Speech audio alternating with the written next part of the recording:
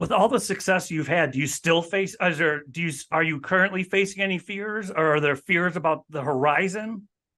I have to give you amazing props. You're such a curious person about the people that you talk to. I love it. I love it, man. Thank you. The answer is, thank you. Are you kidding me? I've been on a ton of podcasts and people just same questions.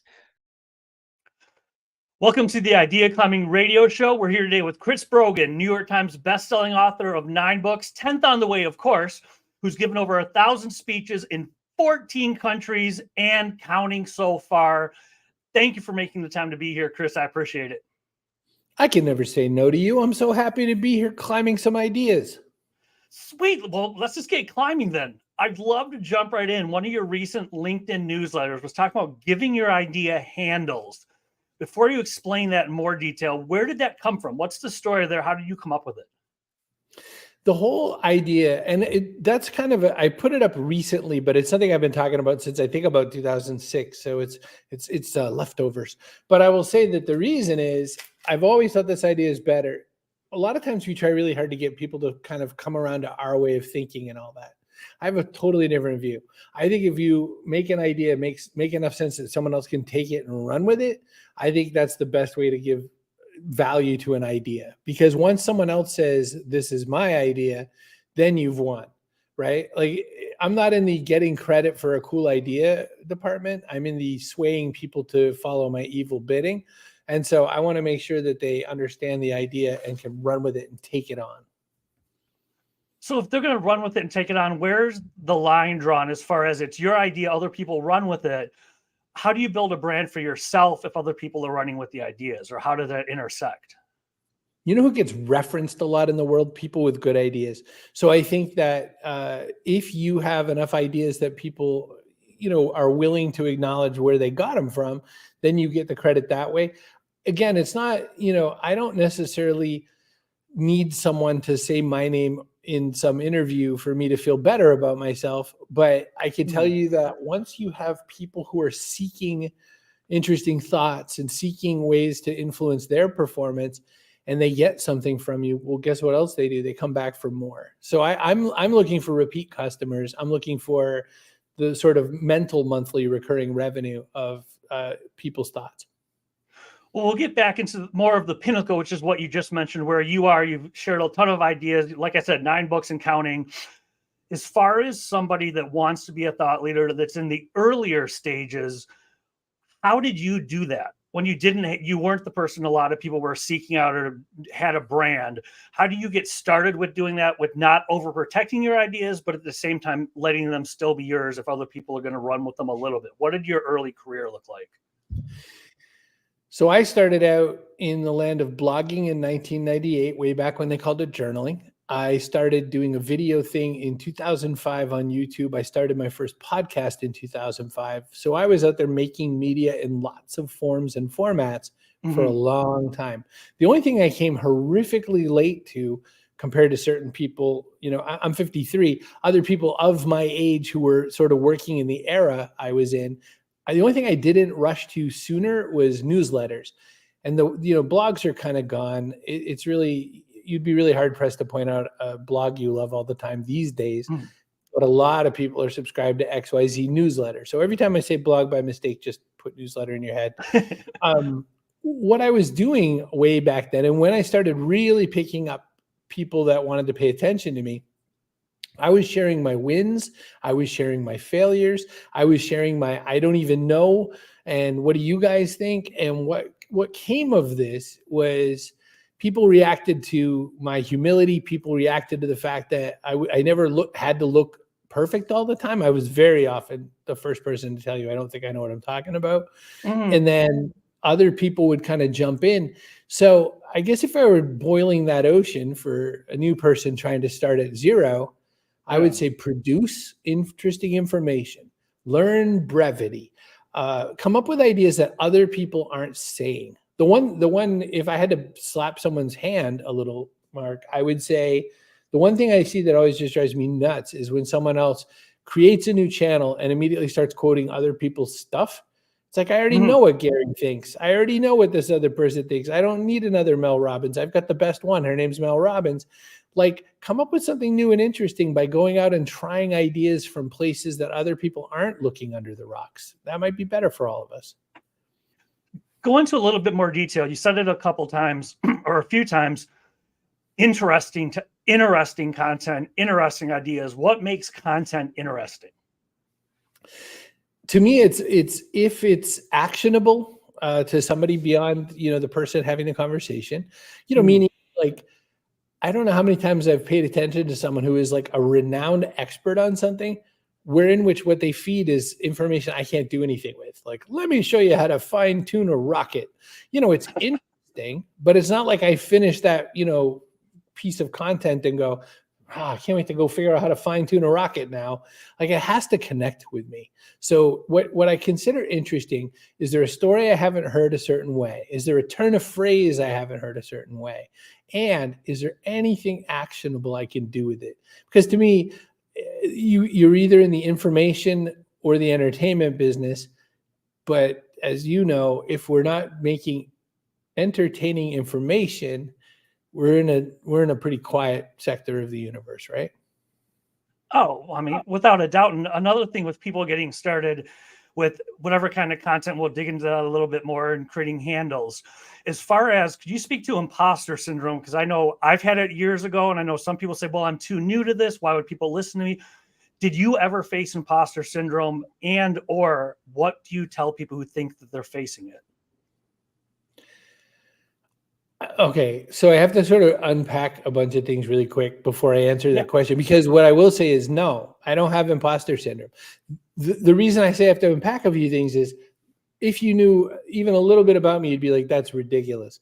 Because one, I suffer from clinical depression. That right there should be enough for me to feel like I should have imposter syndrome. Like, I have a bunch of chemicals that flood my brain and choose to help me believe things that aren't necessarily accurate. Number one. Number two, I'm not an expert in anything. I have zero expertise. I am an amateur in everything. So I should feel like an imposter. Number three, I have had the great blessing and pleasure, including today in this moment, to surround myself with some of the smartest people in the world. I am always the dumbest guy in the room, 100% of the time. So I would think I'm not all that in a bag of potato chips. However, I don't have imposter syndrome, because it's not about, am I smarter than the person I'm trying to give this information to? It's, is this going to be useful to someone else? Can you use this? That's all I think the whole time I create stuff is this something someone else can run with and do something with?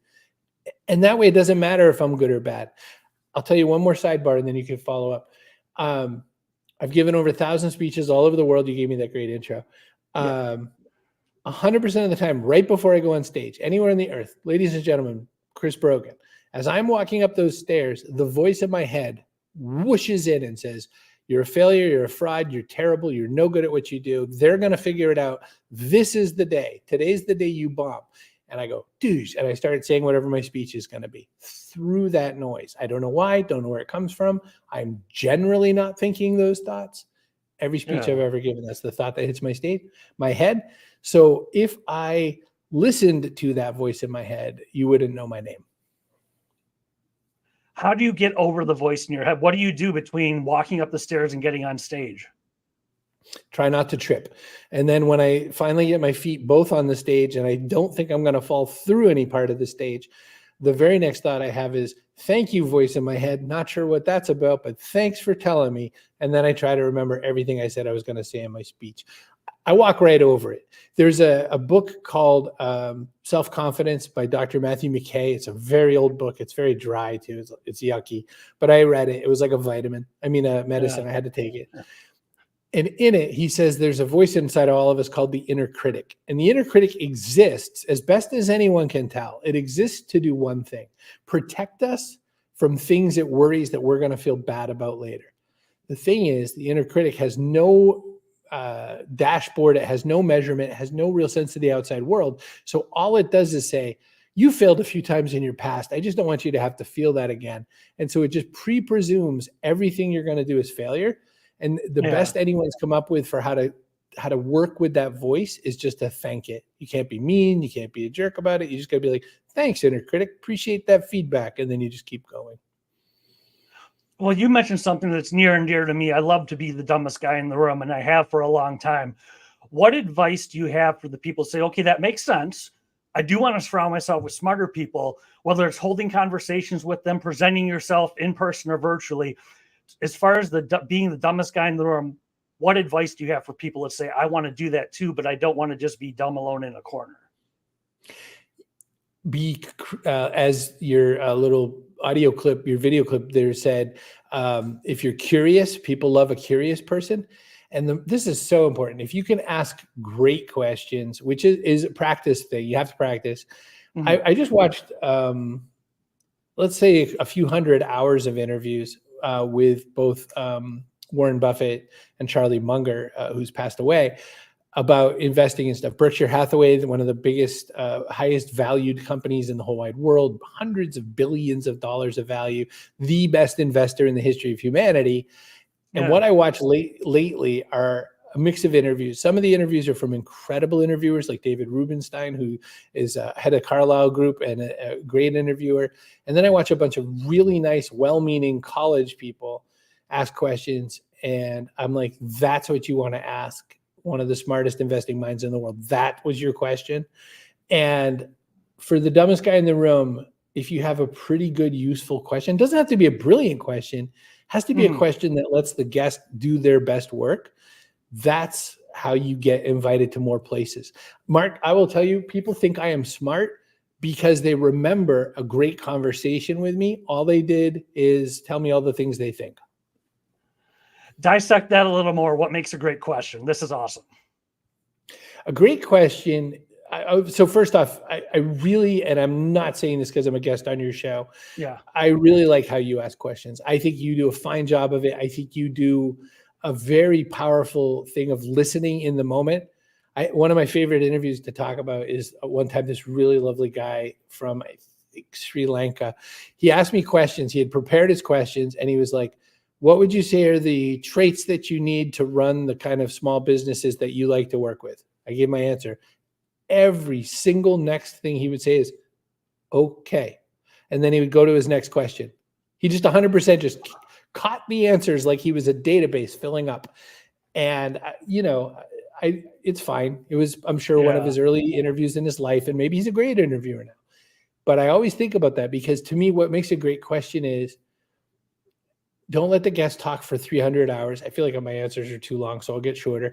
But also give them something to spring off of. Like one of my least favorite questions ever in interviews, tell me how you got started. It's the least fun question to answer. Always start in the middle of the action, which is what you did. I saw this post you wrote. Why were you even thinking about that? Don't start at the beginning. Nothing starts at the beginning. Star Wars does not start at the history of Star Wars. It starts at episode 4. There's a reason. So how do you, same situation, dumbest guy in the room. Okay, now he or she is armed with what makes a great question. How do you start conversations with people, especially when you're getting going? If it's going to lead to interview, whether it's just private mentoring conversation or a public YouTube interview, how do you start conversations with people when you know it's like, wow, they're such a higher level than I am? What does a start of a good conversation look like? Also known as let Chris have the biggest name drop he could possibly do. I interviewed Sir Richard Branson. I convinced him through Success Magazine. There's no way I could have pulled Richard on my own. Like, that's not going to happen. But I got Success Magazine to say, Chris, do you want to interview Richard for our magazine? And I was like, well, yes, I do. And they said, we'll make it the cover. I said, even better. And there's a backstory to that that's hilarious. But I get Richard on his first ever Skype call. This is before Zoom. And he's never done Skype. And he is visually nervous because he doesn't know me. I'm a complete unknown. He knows Success Magazine. I never send prep questions because that's a horrific idea. So I'm like, oh no, I have to make my business idol comfortable before I know he's going to open up to some questions. And so I said, Sir Richard, I've read every single book you've ever written. I said, I'm a massive fan of Business Stripped Bare. I could quote page numbers to you, but only in the British Waterstones paperback version, because that's the only version I have, because I happened to be in the UK when I got it. I said, I know you have a new book that I have not read coming out about fitness and health. You're a ridiculously busy person. I can't even begin to imagine what you do for health, given 400 businesses worth of working. How in the world can you possibly find time to do anything with fitness? Easy question for him to answer. I basically said, what's that thing you do in your day? He immediately relaxed. He immediately knew that I wasn't going to make him feel bad. I was going to couch it. That he knew I was a true believer. Like you don't have to do a mountain of prep to make someone feel comfortable with you. But if you do even a modicum of prep, then the other person feels like I am willing to have this conversation. Okay, I have to ask because you mentioned it. What's the funny backstory with Branson? It's with Success Magazine. One day, so I was writing for Success very, very back of the book. Like I was like page 65 in the book or something. Success Magazine calls me out of the blue. The publisher at the time of it, who I'm not going to remember her name, Susan something, and says, do you know anything about the Kardashians? And I said, no. And she goes, oh, because I'm working on this article about it. Well, the girl I was with at the time knew everything about it, watched the show all the time, knew deep, immense amounts of detail. So I said, my girlfriend knows. She goes, yeah, sure. Can I talk to her? I'm like, yep. So I hand the phone over and they talk for like 26 minutes. They hang up. The same woman calls me back and says, can you co-write the cover article about the Kardashians? We're on a really tight deadline. I will pay you the most money I've ever received on an article. And I said, yes. And Mark, I am the least negotiating guy in the history of time. This is the most money I've ever been offered for an article, 5 times what I normally would get. And I don't know what happened. I said, it was like I went into a fugue state, you know, my tongue rolled back. I went, yes. And I would like to interview Richard Branson for your magazine. Can you help me set that up? And can I figure out a way to do that interview? And she goes, if you land this with me, you could do anything. And I said, just say yes. She goes, yes. I did it. Handed. I wrote a huge article all about the Kardashians, of which I knew nothing, and got to talk to Branson. So what other ways, I love that you made him feel comfortable, especially at that level. I would imagine, I'll put it on me, that would have made me uncomfortable thinking, oh my God, I can see he's nervous. If he's nervous, I should be. As far as in an interview format, and again, it could be the one-on-one if someone's just getting started for a mentoring conversation. Can you explain a few more ways to get someone else comfortable? Because I know that's one of the biggest compliments an interviewer can get is I just felt comfortable. How do you get people comfortable during an interview? I think there's a few things. I run a weekly video show in which the first few minutes backstage, one of the things I run through a little process. One of the things they say all the time is it's really important you understand that this show is about you and not about me. If I mess something up, you should and must correct me. Like if I say, hey, tell me about your background as a helicopter pilot, and you're like, I don't know what he's talking about, like correct me. Second, you can do 5 to 10 minutes of pre-work to know 3.5 facts about a person, and you can show even in the pre-call, really fast, hey, I know this stuff, without name dropping that you know it. Like, it's not, when I wish people happy birthday because LinkedIn told me it was their birthday, I never say LinkedIn told me it was your birthday. I just wish them happy birthday. So if you do a little of that, the third thing, one of the other things I say in my pre-call is, clearly, I'm not a gotcha journalist. There is nothing bad or negative here. These are all easy softball questions. I just want to get some cool things out. The whole concept of my show is success in, insights from unusual places. So that's what I'm going for. I want to talk to weirdos who do different things that other people don't. And I'm excited that we're going to get a chance to talk to you. You're the absolute master of your domain. That's why you're here. But you don't have to know everything. You just, if you don't know, or if I ask you a question you don't even know how to even vaguely respond to, just say, I don't know much about that. And that's all we're going to do. We're just going to go right to the next question. So I try to I walk through their mindset and I think, what's all the things I would be thinking if I were going to be a guest on someone's show? And then I try to fix or solve for that ahead of the interview. So with everyone that you've interviewed, we're getting a little bit closer to giving your idea handles. Yeah. How did sharing other people's ideas help your career early on? I mean, Success Magazine and Richard Branson goes without saying. As far as other ones, maybe back in the blogosphere, whatever it was, how did sharing other people's ideas help to build your brand, if it did at all?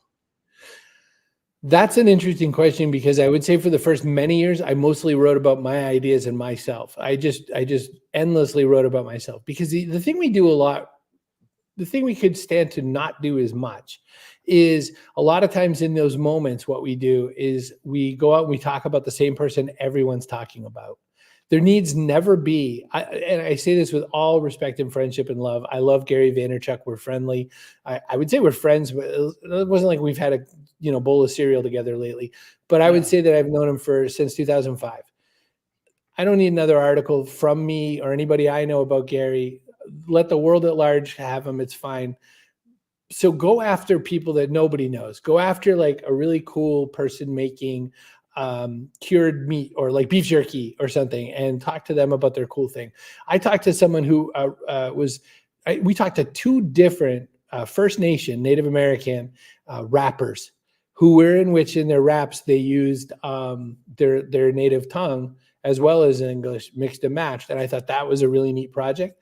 So if you're going to bother sharing other people's ideas, go find interesting people's ideas. I talked to two different types of dominatrix. One, the old-fashioned ones you think of when you hear that name, slaps, whips, chains. The other one, a financial dominatrix who just takes money from people, and that's the interaction, not a single other thing besides give me $2,000 and feel bad. And they go, I do, and whatever. I thought, this is, how can I get a job like this?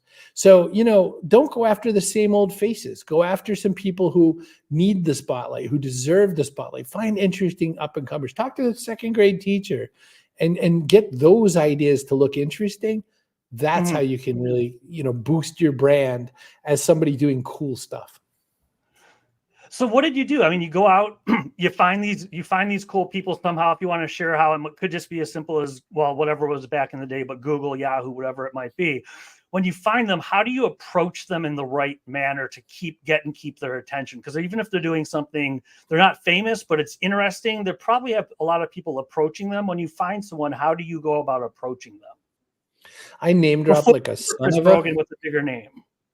I name drop so bad. I'm like, hey, do you want to be on the same show Sir Mix-a-Lot has been on? Do you want to be the same kind of person who, the former chairman of Yum Brands and also the head of Johnsonville has been on? I try to find at this point, I've interviewed so many people. I try to find one that's, in their vertical in some way. And that's one way. If you're starting out and you don't have that person, just say the kinds of shows I've done are, and you talk about the people that you thought were cool. Look, when I said the guests I just said to you, I'm sure you were like, oh, that sounds kind of cool, right? Like you didn't have to know who those people were. You were like, oh, I wonder what they talked about. Like, that's what we all want in life. We all want just kind of interesting things that we think will be fun. Well, now that you have ideas that other people can carry forward and kind of, like you mentioned, with handles, make their own, could you explain more about that? How do you give someone handles and not just give away the idea and poof, it disappears from you and it's theirs? That's the trick of it. I give the idea away and make it theirs. What this is kind of like, they always say a Jedi mind trick, this is not the droids you're looking for. I think of this more like a Sith mind trick. I want that person to think this was their idea all along. I do my best to inculcate someone with an idea and then tell them, I cannot believe what you just came up with. That is insane. Oh, wow. How do we even do more of that? Mark, it is embarrassing how that works. People just go, oh, hey, yeah, thanks. And they run with it if it's a good enough and interesting idea. Now, the white hat hope and version of this is that I think I never need credit for any of my ideas. When I was starting out, I think I used to get a little fussy about that. And a few times there's been people have lifted chunks of my intellectual property, like from a book I wrote, and put it in their book. That's not okay. However, what are a lot of the ideas we all have? We all have stupid ideas some other idiot also had. Like, so many of these ideas aren't like super amazing. And the way you know that is every time you think you've come up with the coolest domain in the world, go to GoDaddy and immediately find out that everyone else already bought that domain 5 years ago. So truly none of our ideas are especially unique. We just have a different take on them or something. If it's especially like a play on words or something, I'll tell you a weird secret pet peeve of mine. When humans say something like, I like to call this, and then the next phrase out of their mouth is a phrase everyone calls, like, I like to call this talking behind people's backs. No, everyone calls it that. That's not you like to call it. That's how it's called, And I think, Mark, that we put a lot of emphasis on the notion of who came up with an idea. And every now and again, you have to really, it turns out Benjamin Franklin came up with everything, if you trust Google. Of course. It's so rarely important. There was a quote I found. There's this really interesting fiction book I'm reading right now called Babel, and I will not get into it. It's way too many words. But the very first quote on the very first page of the book was something about how languages and empires rise and fall in conjunction with each other, meaning whole swaths of words and language vanish when an empire comes down. The British Empire, Roman Empire, Dutch Empire. There's all this like vernacular and phrases and words and understandings and context that's long gone. And I was like, that is fascinating. And it took me like whole 2 hours plus to find the actual person who said the thing. And so many other people were credited with it, including that author who just wrote the book like a few years ago. Mm-hmm. And you know what mattered? By the time I got to the end of it, you know what mattered? None of that mattered. I only remember the quote. I don't remember who created it, and it doesn't matter because it's just a kind of interesting quote. I think that's what you have to hope with your ideas. You have to hope that your idea persists long after they forget that you're the one who came up with it. So how does sharing ideas, or maybe it's, tell me if I'm using too strong a language, giving away ideas, how does that help you in the long run? Like to give it away and let someone run with it? I can cook some pretty delicious food. And if you come over to my house and you eat and we share some time together, you go, man, that was a good meal. And then next time you're kind of hungry for the particular thing I put together, you're like, man, Brogan made a good blah, blah, blah. Let's come over there and have some of that. That's with ideas. If I have an idea and it really steams up your brain and you're like, oh my gosh, I totally love that idea. Then you go seeking that person's ideas more. I mean, think about it anytime you've ever found like a band you love or an album you loved or a movie where you just couldn't get enough of the concept of the movie. So you go, what was the book behind this? Right? Like we humans love, bathing in something that we find, pleasurable. If we love something, we go chase more of it. And so as a peddler of ideas, as somebody who sells ideas, if I can give you an abundance of them, then it's almost like that Seth Godin quote about books are just the souvenir of the cool concert. I desperately want you to go, oh man, I need some more Brogan. And then maybe I'll make some dollars off it, or maybe I'll make some opportunity off it. If you accidentally make the mistake of trying to capitalize more on the idea than on the making that the seed of even further bounties, you run the risk of trying to sell seeds instead of selling fruit. Well, we're touching on it already. As far as ideas go, sharing them, other people running with yours, you running with other people's, can you give some tips to people? How do you brand, in light of what we've been talking about? Maybe it's reiterating it, maybe it's something different. How do you brand yourself as a thought leader by running with and also sharing ideas? How do you become the thought leader? I am terrified if this indirectly or directly insults you. I don't like people who try to be thought leaders. I think it's the same as people who want to be gurus and many other things. I think that if you have to walk around telling people you're a thought leader, you're doing it wrong. So like if I don't know, maybe that's the whole concept of, your show, and I've just totally poked a thumb in it, but no, not at all. Okay, good. I think I've never once met a thought leader that I've gone, no, that's a thought leader. I've met people that tell me they're thought leaders, and I if I probe them 5 questions in, I'm suddenly going, oh, so that was it, huh? And the people I find are thought leaders are people who are like, they're like snow cone machines or whatever. They're like cotton candy at a carnival. You just see ideas flying out of them all the time, and they're just like a beehive of ideas. And there are people that I go to frequently and often that I'm just like, this person's going to have what I need. And there's people's books when they come out that every book they come out, I want to read it because I know they have some cool perspective on things. I love Ryan Holiday books. I'm not a stoic philosopher guy. I just like how Ryan writes. So I'll read anything that guy writes. If he wrote a book called I Bought a Store and here's my cool book about my bookstore, I'd read it.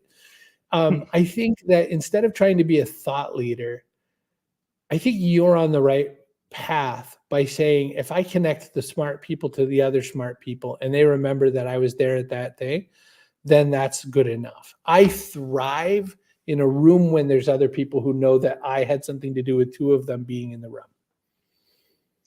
How do you do that without bragging, or is it just a humble brag and that's the end of the story? It has been, I wanted to make a joke, but I have a friend who makes I'm open. I have a friend who makes fun of me all the time that all my stories have a name drop in them. I've had a very blessed life and career in which I've, you and I have been in the same room with JJ French from Twisted Sister. So I could say, JJ French told me this whole story about no one ever says party like a fry cook. And, but I could tell that story first person because I was there. I could have touched his elbow while he was talking, which would have been awkward. Right. So humble bragging, I try my hardest not to, but I also name drop like a son of a. I don't think it's the right way. I think the right way is if everyone else in the room, if you've benefited even two people in the room and they know that, I think the real wizardry happens when they can say, without even saying it out loud, I know Brogan is why I'm here and I can be thankful for that. The other thing I used to do, I used to get offered tons and tons and tons of keynote speeches. Those days are long gone, more than a decade gone. But I used to get offered so many that I could hand them off to so many other people. If you make someone other than yourself some money, I will tell you, you will always be invited to everything if you make other people money. So I have many times handed things I couldn't do to other people and made other people a few $100,000 in the process. I have a name drop. My first big speech that I got, my first huge dollar keynote speech, Guy Kawasaki gave it to me. Guy Kawasaki, it was passing me in the hallway at South by Southwest, and he said something about, hey, did you get that email? And I was like, what email? And I was kind of being a jerk. And he goes, the one where I made you a lot of money. And he did. He made me $20,000. And that was just nuts that Guy Kawasaki said, you know who you should get? Brogan. And then he did it to me years later because he knew I was such a Google Plus idiot that he brought me to Google headquarters for this Motorola thing back when Google bought Moto for some dumb reason. And then I was there in this room full of people that I couldn't possibly have had access to. Guy did that. You know who I love till he's dead? Guy Kawasaki. So that's it. Like, that's the goal. That's the hope, is that, you've got enough people that you have influenced in some way without ever having to mention that you did it, that you will forever be invited to those parties. Well, that's an awesome idea to a follow-up question. I'd love to hear more ideas. How else can you give your idea handles? When should you give your idea handles? What are some more tips in that arena? Because I love where this is going. I think that the more times you can make it clear enough that someone else can execute it, that you make it simple and bite-sized enough that they can follow it. There's a lot of people who complain about TikTok and the like. I don't use the service. I use old man TikTok, which is YouTube Shorts, which is like, if it makes the divide over to YouTube Shorts, then I might see it. Some other people do Reels on Instagram, which is also just another TikTok. I think that as people have kind of complained and poo-pooed the super ultra short form, the 30-second to 60-second spot, I think it's amazing. Because I think if you could actually put enough value into a 30 to 60-second moment, audio or visual, that people go, oh, I need me some of that. Yeah. I think that's a handled idea. I think that's an idea that someone can run with. So try to make it so that you don't have to read a 300-page book. U.S. Department of Labor and Statistics says that and this is a 10-year-old fact, the average human, at least in America, reads no more than 19 minutes a day, including text messages and emails. 19 minutes a day. Oh. I'm a book author. You're a book author. You know what factoid we don't want to spread around? That one. And yet it's true. You know who reads books? Book readers. You know who doesn't? The other 7.75 billion people on the earth. Well, with the idea of handles also, I'd love to know what's the next best thing? Let's say you can't make somebody money at any stage of your career, or let me rephrase this. an opportunity presents itself to make a great connection, but you can't make the money. What's the next best thing to that? The next best thing to making money is making relationships, because those pay multiple times. So if you can make a connection with someone, here's another name drop. Chairman of Johnsonville is on my podcast. Should not be. Like, there's no reason that guy should be there. This young lady named Colette, who is in Boston, who runs Colette's Cookies. She couldn't get a job. She has Down syndrome, and nobody wanted to give her a job. So her dad said, you know what we could do? Let's just open our own business. And everyone was like, yeah, that's kind of cool.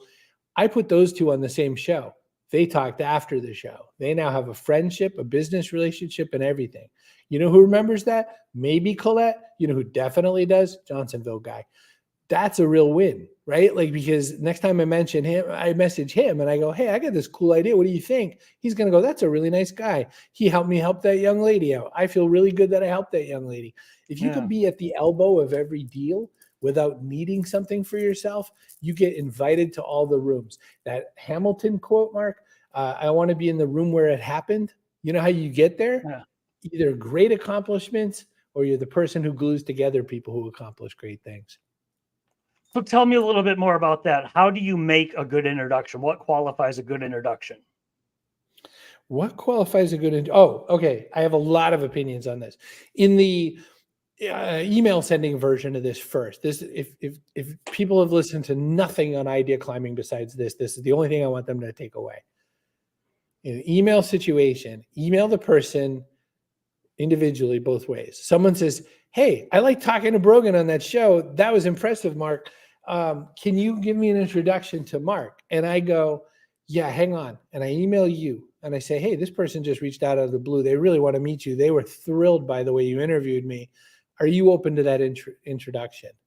I wait for you to say yes or no. I say back to the person, cool, here's the intro, let's go. Never, never, never, never, never blind intro anybody. 100% of the time, for me, 100% of the time, I'm never going to be excited about this unless it's like, hey, did you want to meet Nikki Sixx from Motley Crue? And I'd be like, sure, that sounds kind of cool. You know, like if it's the coolest person in the world, I'll probably forgive your sin. If it's just the average schmoes like us, I'm not forgiving you. I'm going to think bad thoughts about you until you are in the ground. We've covered a lot of ground in a short period of time. If you were to tell two questions, it's usually one, but let's go with two.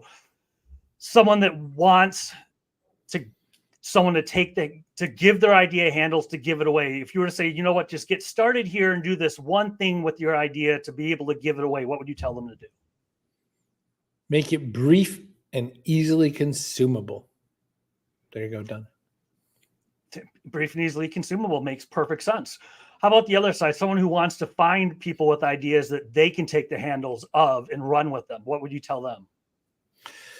Start consuming from spots that aren't the mainstream. Start looking for weird places. Start subscribing to newsletters about things you have no business subscribing to, and start reading from like carbon material strength tensile journals and things like that. Janelle Tang, Next Big Tang. Go find that and you'll love it. You'll be like, I don't know what anything this woman's saying. And then after a while you will, and then you're going to be amazing. This has been great. If people want to find you online, where's the best place to go? ideaclimbingradio.com. I think that's my URL. Yes. Just go there. Yeah. I'm chrisbrogan.com, or just send an email, chris@chrisbrogan.com. If you go to chrisbrogan.com and click the newsletter link, that's the best thing I do. Every Sunday, when Mark said, hey, I got a new show, you want to come on it? I was like, yep, he did that off my newsletter link. So I write back to everybody who writes me. Thank you again. I appreciate the time, Chris. Always. Thank you for having me here. And